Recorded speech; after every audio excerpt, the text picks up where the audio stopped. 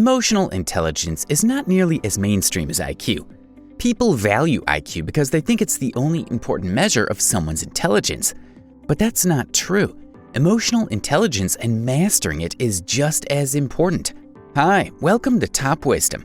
Our discussion this time will focus on some sentences that people with high EQ don't use in their daily lives. If you want to improve your EQ, then you need to keep watching so you'll know which phrases to avoid. First off, let's define what emotional intelligence is. EQ is our inherent ability as human beings to manage, understand, and take advantage of our emotions in positive ways to effectively communicate, manage stress, empathize, resolve conflict, and overcome life's challenges. Emotional intelligence makes you an effective leader and follower. It also helps with your overall relationships and generally makes your life better. Although all of us possess EQ, we have varying degrees of mastering it. So here are some phrases that you can avoid using altogether to be more emotionally intelligent. 1. I don't have a passion. If I ask you right now about what your passion is, do you have an answer ready?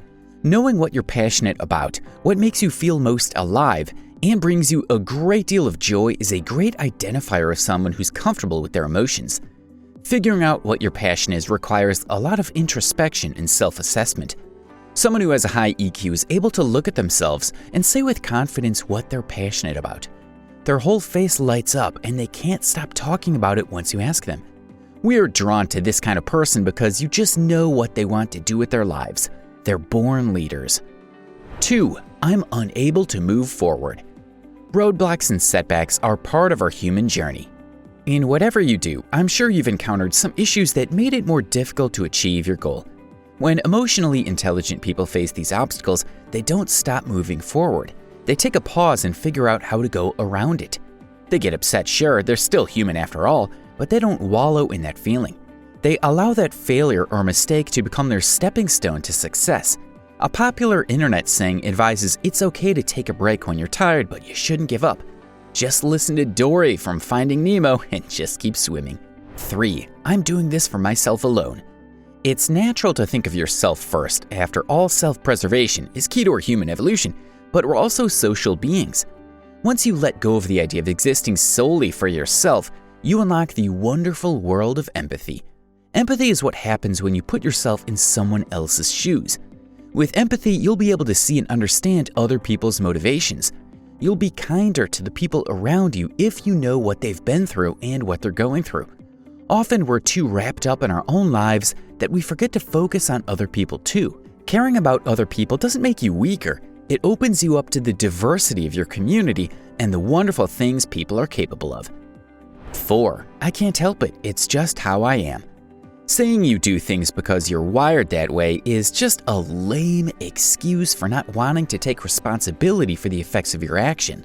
No matter how hard you try, the things you say and do affect other people for better or worse. There are so many things that are out of our control, but we do have control over ourselves. Therefore, you have the capacity to change for the better. When your chances or behavior hurt other people, you have the ability to correct that mistake and behavior. So yeah, it's not just who you are, it's who you choose to be. 5. It's not my fault. People who have mastered their emotional intelligence don't like wasting their time playing the blame game.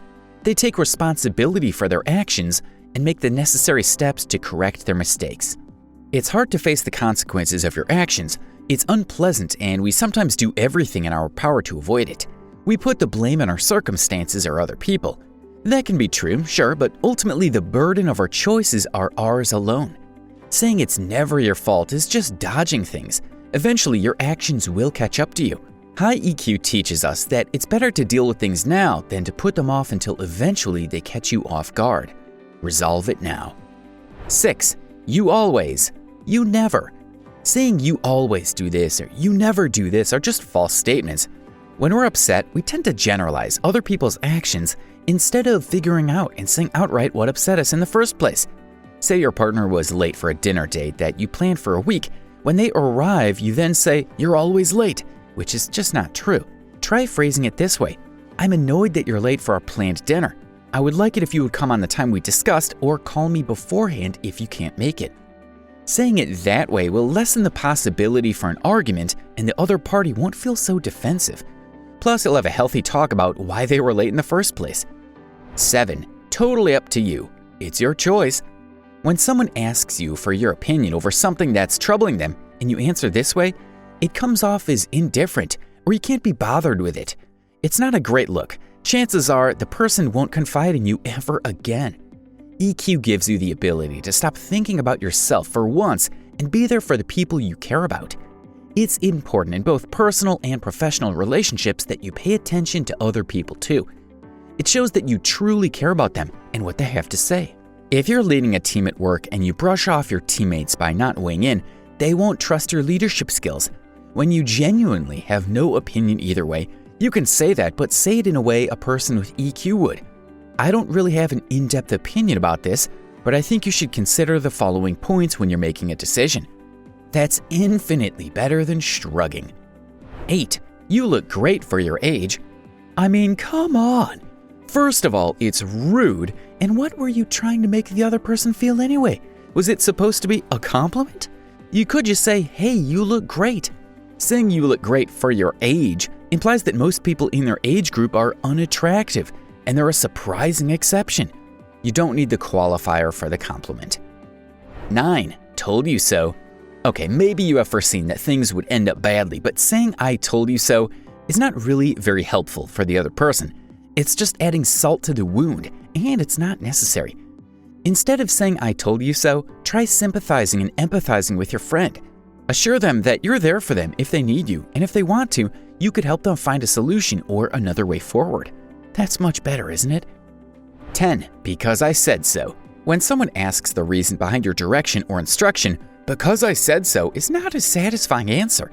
It implies that you know all, therefore your word is all they need to proceed. Make time to explain where you're coming from, especially if it's a work decision. Tell them exactly how you arrived at that decision so they can understand and support your choice. They'll root for you to succeed if they know your motivation. Saying because I said so also tells the other person that you don't value them enough to explain why you did that thing. 11. Bad idea. Studies show that people thrive in supportive environments where they feel safe enough to discuss new ideas and try them without fear of getting shamed and laughed at. In a work setting where you lead, you need to create an environment that creates a culture of openness. When you're an emotionally intelligent leader, your team members should feel safe enough to discuss and share their ideas with you. Saying outright that something is a bad idea without exploring the merits in that idea will stop a person from letting their imagination work in order to come up with a unique, creative solution. 12. I'm always available. Emotionally intelligent individuals know that their word is their currency, so knowing when to say no is very important. You have to set boundaries for yourself. You don't let other people cross these boundaries, and in return, you also respect their limits. Maintaining a relationship by being there is important, but you'll not always be up for it for whatever valid reason. Stretching yourself too thin is not an option. Knowing just how much effort to exert is the great test for your EQ. You need to know your priorities and how much time you have for each one, so when you're focused on one thing at a time, you can be fully present. Harnessing the power of your emotional intelligence is very important. It creates a healthier environment and better relationships for you. Use it to your advantage. If you haven't already, click on the subscribe and notification bell to get the latest updates from Top Wisdom. See you!